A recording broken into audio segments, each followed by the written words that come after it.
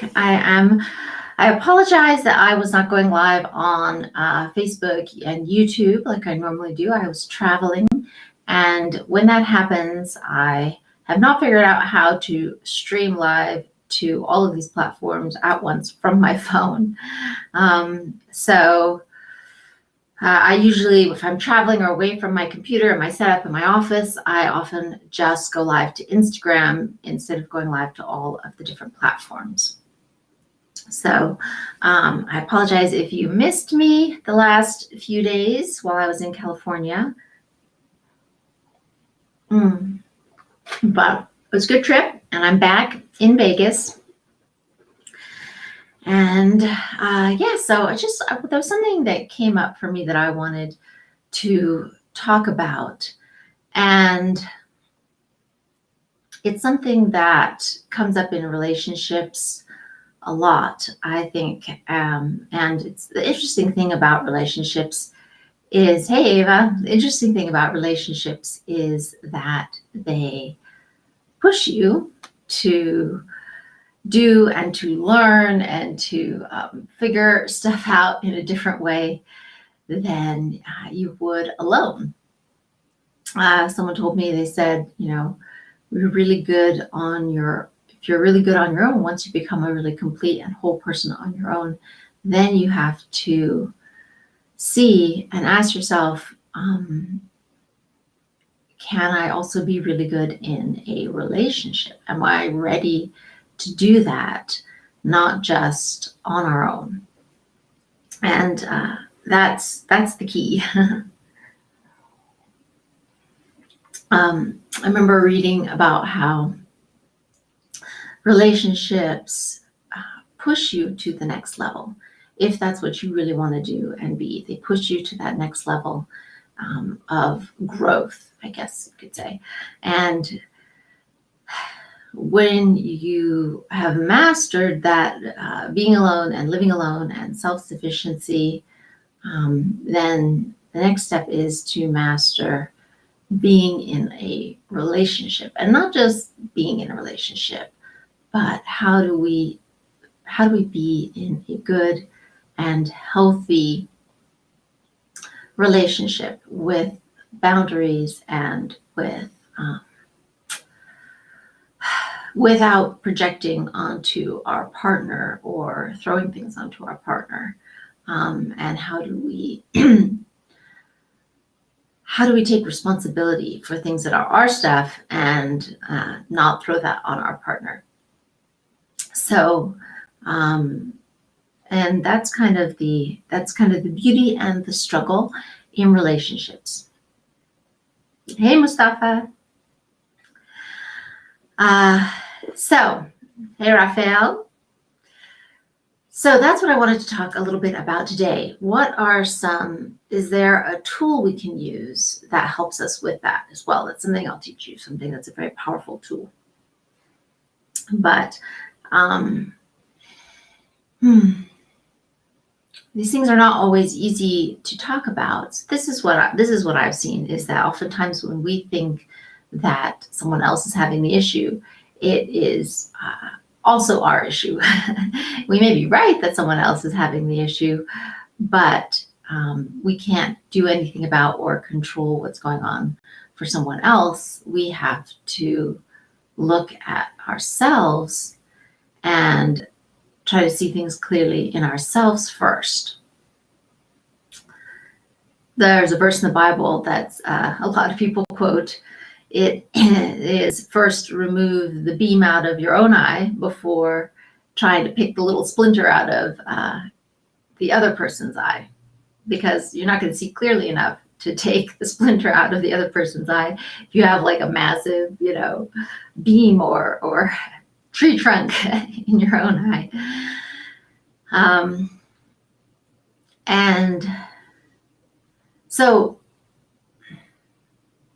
one of the things that can be a helpful tool in a relationship, and these are things, so I've studied a lot about relationships, which is interesting, and then being in a relationship, that takes it to a whole other level, because it's not just theoretical, it then becomes real and practical, and it's something you have to deal with that's right in front of you or me, as the case may be.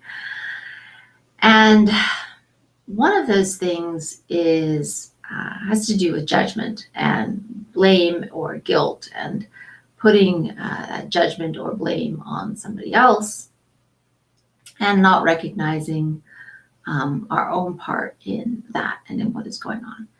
And that's something that I've had to learn, it seems, over and over.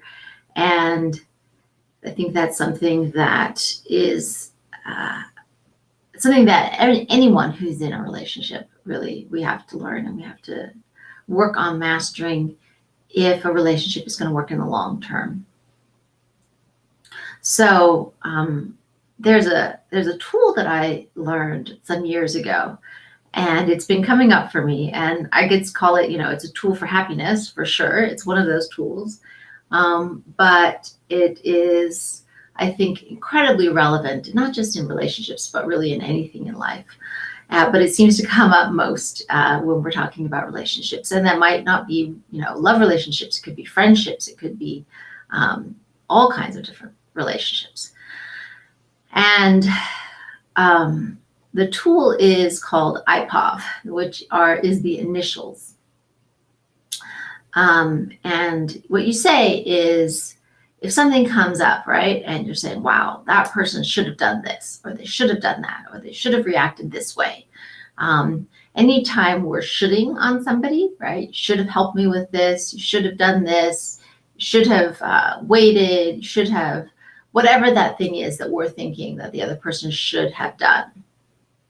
Or it could be something about ourselves, right? Like, oh, I should have done this, or I failed at this, I should have made this change. And,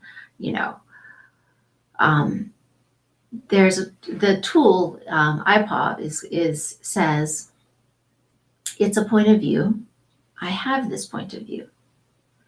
It's a point of view, I have this point of view. And the trick is to say that over and over and over until it actually sinks in. And for some people, they may have to say it for hours until it sinks in. For some people, they might just have to say it a few times, and then then they can kind of switch out of that perspective. Because remember what I told you is about so much of our life is, and how we experience life and how we experience others comes from our own perspective. So, and what we believe to be true about them, what we believe to be true about ourselves, what we believe to be true about what people should or shouldn't do. And so when if I'm thinking, well, this person should have done this, or they shouldn't have done that, right? To say, well, it's a point of view, I have this point of view. It's a point of view, I have this point of view. It's a point of view, I have this point of view. And to just keep saying that until we're like, oh, wait, it's a point of view. It's a point of view. It's my point of view that they should or shouldn't have done this. It's not necessarily true. Is there another way to look at it? Is there another way to see it where it's not casting blame? Because anytime we are feeling hurt or angry or frustrated or judgmental about somebody else. And when I say judgmental, I mean we're making a judgment. They should have done this, they should have done that, I should have done this, I shouldn't have done that, right? Anytime we're making a judgment on something like this, and then that to recognize, wait, that is a point of view. That is not necessarily true that they should or shouldn't have done this. And this ties in very strongly with what I talk about with personal responsibility, taking responsibility and recognizing that, okay, I made this choice. That wasn't their choice to do that. This is how I like to live. This is how I choose to live. And when I'm speaking about this, I'm not speaking about actual violations, right? So there's a difference between that line of saying, okay, well, this is an actual property rights violation. This person violated me. They stole from me. They violated my body, whatever that is, right? We're not talking about those things. Those things are a clear line, and really they actually amount to a relatively small percentage of or perhaps not at all. Perhaps we really can live in a way that doesn't violate those principles, right? We don't have to run around stealing or taking from people or lying or violating their bodies, right? That's actually not that hard a standard to live by. What upsets us most is all those other little things, all those other judgments and expectations and things that we have about ourselves and about other people, and how we judge or blame ourselves or other people for things. And so that's what I'm talking about using this for when I say it's a point of view, I have this point of view. What does it do? And how does it help? When we can really recognize that, okay, well, this is just my point of view. I think that they should have done this. I think they should have helped with that.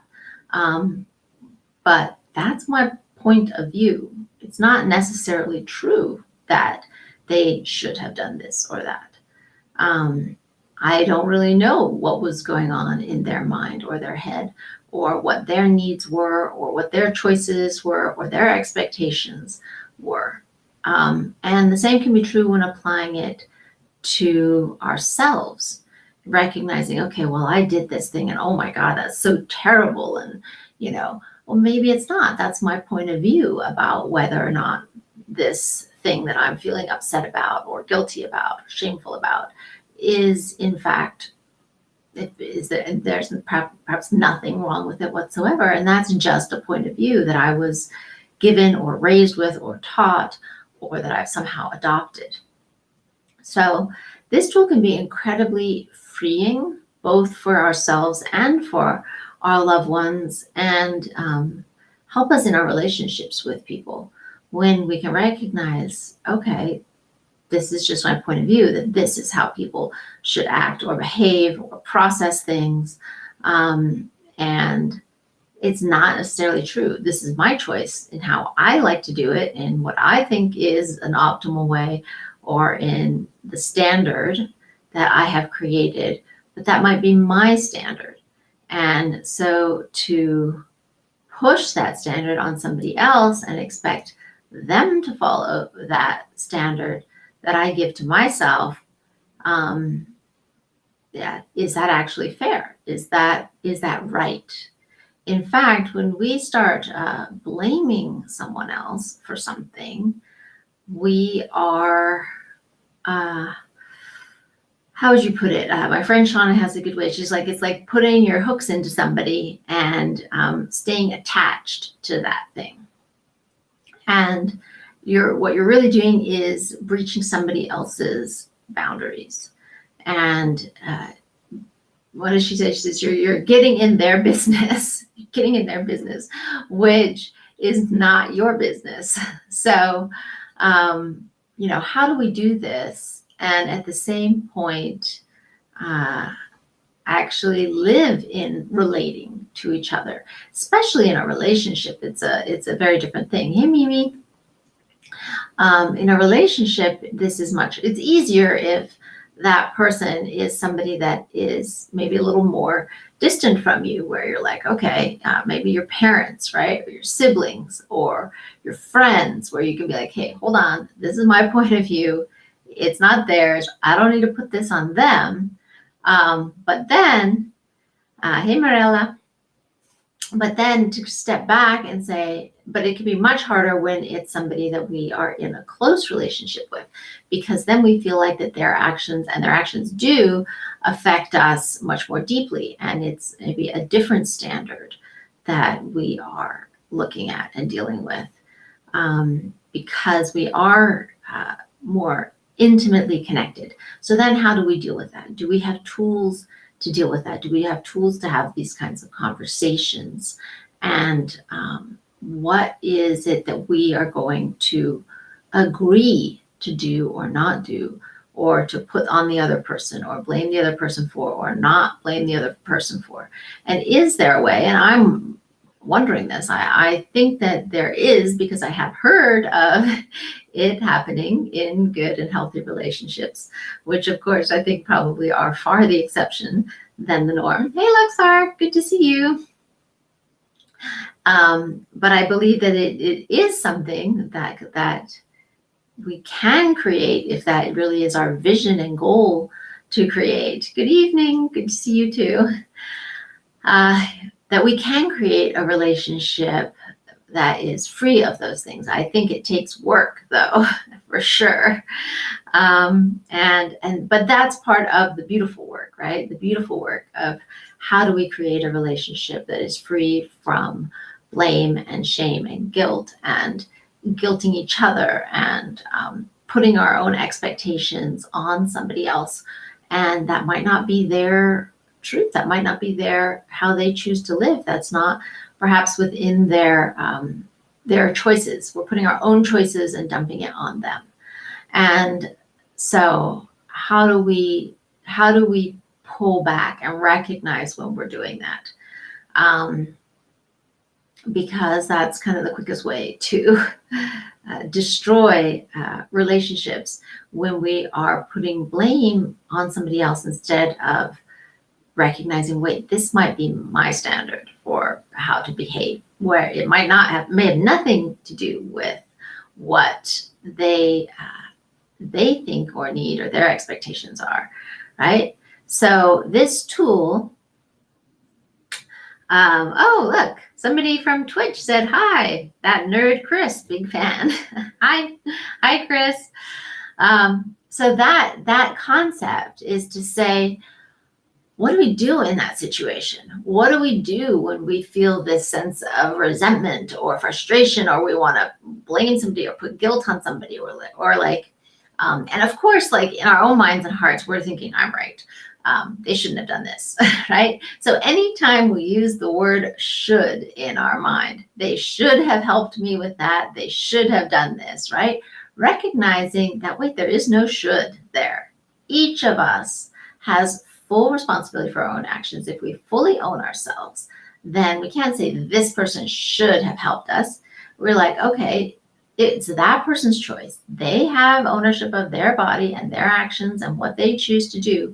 I can invite them to help me. I could maybe give them an incentive to do something, but not to put blame on them with this, they should do this, right? That's so key. And it just destroys relationships. It destroys friendships. It destroys everything. That sense of judgment that somebody else should have done something. You should have bought me a present. You should have shown up for my birthday, right? Instead of allowing each person to be who they are and to do what's right for them. And when we come from that place, we can be grateful when someone does things. We can be grateful when someone helps us, instead of feeling like, well, they should have done that anyway, right? And that really destroys the gratitude that's in our heart. That destroys love in our heart when we are putting our shoulds and expectations on someone else. So that's why this tool, IPOV, is actually a really cool tool. And I learned it from some people, some like energy workers, and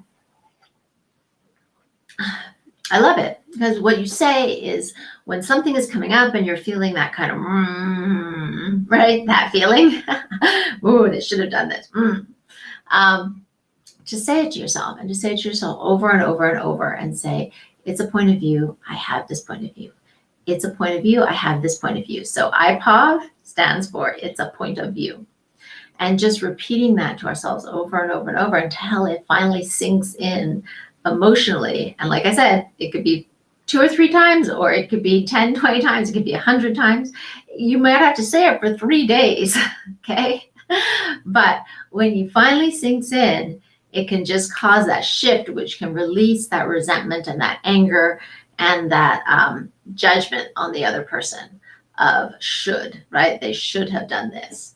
And instead recognizing, that's just really my point of view that they should have done that.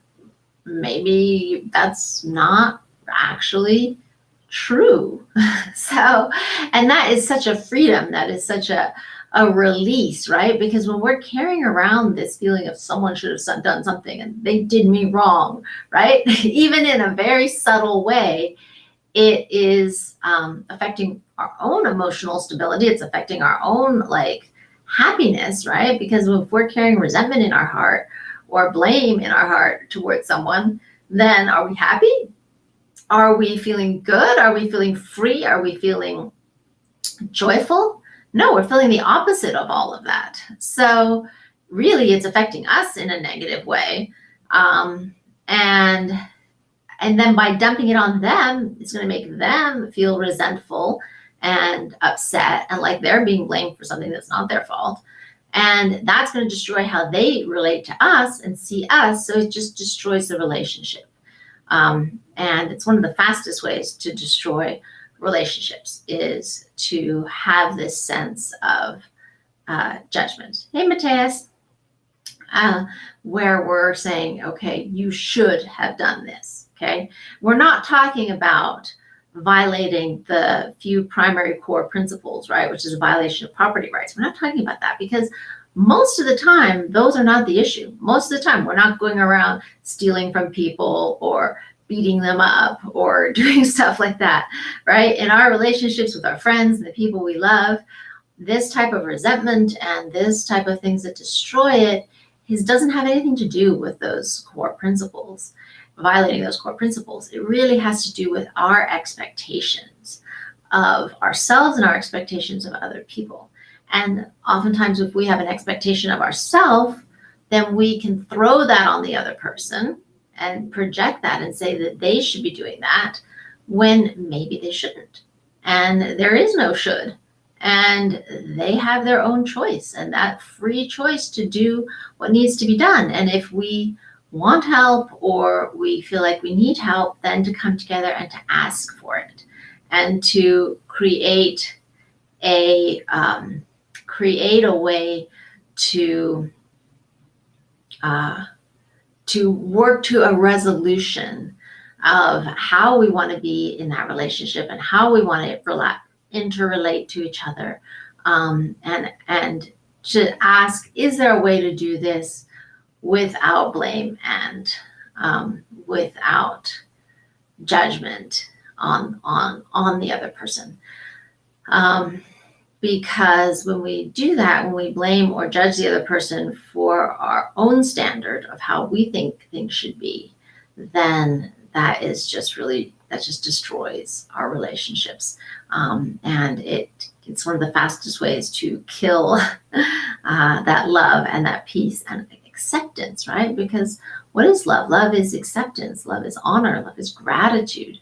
Love is all of these things. Love is not blame, shame, guilt, and resentment. And so it's just so easy to slip into that as humans, right? Because we want to be good people. We want to be fair, and we want to be, helpful. We want to be all these good things, right? And it's coming from a place of wanting to be good, wanting to do good, wanting to do the right thing by other people. But when that can flip around and it can project onto somebody else, well, I feel like I should do this and this is the right way to behave, so you should do that too, right? Then that becomes a thing that can cause resentment and pain instead of love and joy and gratitude, right? Instead of being in gratitude for the other person, we are feeling resentment towards them for not doing something that we think they should do, when maybe that's just our point of view. Maybe they shouldn't do that. That's their choice, how they want to be and live, whether they're going to show up on time for something, whether they're going to help with something, right? It's their time and their choice. And so to honor that in them and say, okay, if I make a choice to do this, this is my choice. It's not necessarily their choice. And so I take responsibility for my choice and what I choose to do. And I have to give them the honor to let them do what they choose to do, what they feel is right for them, what they feel is good for them, right?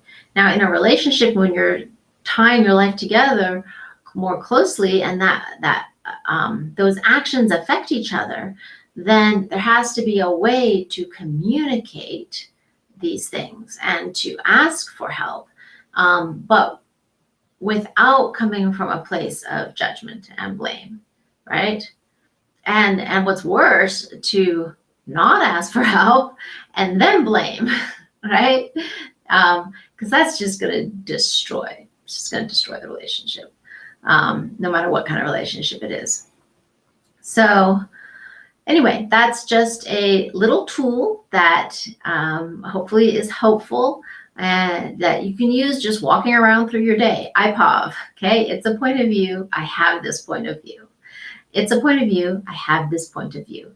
So say it to yourself over and over. It's the one I haven't actually used in a long time, but it's something that like will come up in my mind every once in a while when I'm feeling a certain way. I'll be like, ooh, remember that. It's a point of view. I have this point of view. It's not necessarily true. This is my point of view of what's happening, of what their motives are, of what their intentions are, of what they should or shouldn't do, and even more so of ourselves, right? When we have this sense of not loving ourselves, when we're not being in love towards an acceptance toward ourselves, then it's often because we have all of these expectations about ourselves. I should do this. I should look this way. My body should do this. I should be able to, learn this faster or do this faster or be skinnier or, whatever it is. We have all these shoulds that we put on ourselves. And it's one thing, to want to live a healthy life and live up to a higher standard and all of that. That's all beautiful and good if done without the shoulds. Okay. But when we throw those shoulds in against ourselves, that will kill our own self-love. So when I say this kills love, it kills love for ourselves when we do it to ourselves too. So using IPOV, when you're saying I should be skinnier, and be like, okay, well, it's a point of view. I have this point of view. It's a point of view. I have this point of view. Is this true that I should be, right? I should have learned this faster. It's a point of view. I have this point of view. How do I know I should learn this faster? How do I know how long it actually takes to learn this? How do I know how my brain really works, right? I haven't mastered that. I have this should that I should do this faster, but maybe I shouldn't. Maybe that's just my opinion. That's just my point of view. And it may have nothing to do with reality of how my body works, how my brain works, how long it takes to master a new skill or a new idea or concept or discipline. See? So that when we turn it against ourselves, oftentimes if we're judging others, it's because we really judge ourselves, right? We are the first person we're judging, and we hold ourselves to very high standards. And then we end up turning that onto someone else as well. And maybe they don't need to hold themselves to that standard. Maybe they don't need to do those things that we think we should do. See? So it works both ways. And that's what I learned for myself. Like if I was being judgmental or critical towards someone else, in fact, I was judging myself even more. I was judging and being critical of myself even more. And that was the key. And that's why they say once you learn to really love and accept yourself, then you're not projecting as much judgment on other people, right? But you also cannot learn to love and accept other people as long as you're still really judging yourself. So that's that key, right? You just can't escape it. Brene Brown has a great quote, and she says, "You cannot love someone else more than you love yourself." And she said that really gets people because they're like, "Oh no, of course I can love my children more than I love myself, and I can love my partner, my husband more than I love myself." But she's like, "No, you really can't, because you can't give them more love than you have for yourself, or more acceptance than you have for yourself." You can think you're doing it, but you're not doing it. And they know that, they sense that, they feel that. And so if you're very judgmental and critical on yourself, then just know that you are definitely doing it to everybody else. And that was a key for me that I am still in the process of learning, right? And that's the beautiful thing about learning to accept and love yourself, is it actually makes you so much more accepting and loving of other people. So catch yourself either way, whichever one you can see more clearly, right? Whether you're noticing that you're making judgments on other people, or whether you notice that you are shoulding yourself, right? I call it shoulding. I should do this. I should do that. I should have a cleaner house. I should be able to be more organized, right? All of those shoulds we put on ourselves. Take a deep breath. It's a point of view. I have this point of view. Okay, I have this point of view that this is how it's supposed to be, and how life is supposed to run, and how my house is supposed to look. You know, that's my point of view. Doesn't mean that everybody else has to choose that and live according to that. It doesn't even mean that I do, right? It doesn't even mean that I do. If I have to leave my place messy for a few days because I've got other things going on, or I'm too tired, or I'm not feeling well, that's okay. It's just not a big deal. You know, it's a much bigger deal to love and accept yourself. And that's good. That's where the happiness is coming. That's where the freedom and the joy comes. So anyway, that's what I wanted to share with you today. I hope you have an amazing, amazing day, and watch out for those times when you're shooting on yourself or on someone else, and try out this little tool, IPOV, and just say it to yourself. It's a point of view. I have this point of view. Until you recognize that it's not some hard, fast rule of how things have to be. It's just your point of view. And you can choose to keep it or change it. You can release it. You can release them. You can release yourself from that cycle of blame, shame, guilt. Okay? Have a great day. Have a great day, Lexar. So good to see you. And everyone else out there, Chris, everybody, have a great day. Bye.